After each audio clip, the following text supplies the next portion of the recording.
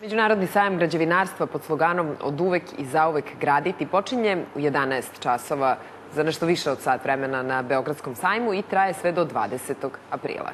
Naša dežurna reporterka nalazi se u hali 4, gde će 17. aprila premijerno biti predstavljen jedan domaći patent, ali samo za nas organizovana je predpremijera. Ivana, dobro jutro i da vidimo o kakvom je patentu reč. Dobro jutro.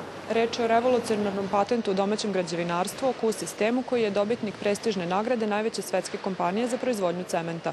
Sa nama je inženjer Jovan Nikolić. Gospodin Nikolić, dobro jutro i najpred vam čestitam na nagradi.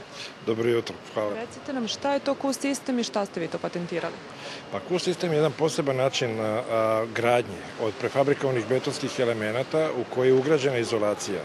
Gradnjom takvih elemenata, bilo koji objekat, da li je to stambeni, individualni, dobija se da je kompletna zgrada, kuća i objekat bukvalno, da kažemo, ušuškani u termoizolaciju, što daje izuzetno visoku energetsku efikasnost.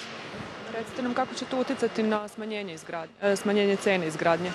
Pa jednostavno, prvo što je takav sistem da je sam sistem jako brz u gradnji, samim tim je i jeftiniji, mnogo je pristupačniji svim investitorima, što individualnim, što recimo kompanijama ili državama za socijalne programe i tako dalje, a da svim građanima, odnosno svim korisnicima tih stanova značajno utiče na uštedu i na kućni budžet, boga mi skoro do 80%.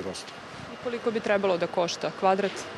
Od 500 pa na gore, u zavisnosti šta investitor želi. Znači, visoka kategorija, da kažemo najminimalnija je srednja visoka kategorija je od 500 evra pa na gore. Koliko dugo ste radili na tom projektu? Ja se izvinjam, samo da napomenem, to je ključ ruke, da se razumemo.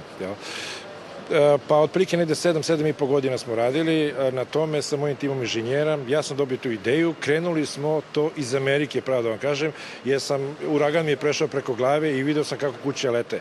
Hteli smo to da sprečimo na neki drugačiji način, da se to ne dešava tim ljudima u Americi. Mi smo to uspeli, ali smo naišli na problem termomostova.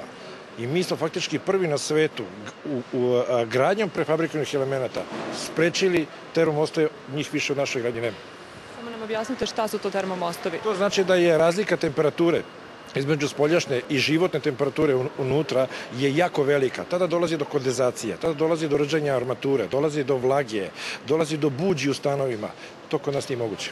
Hvala vam puno na ovim informacijama.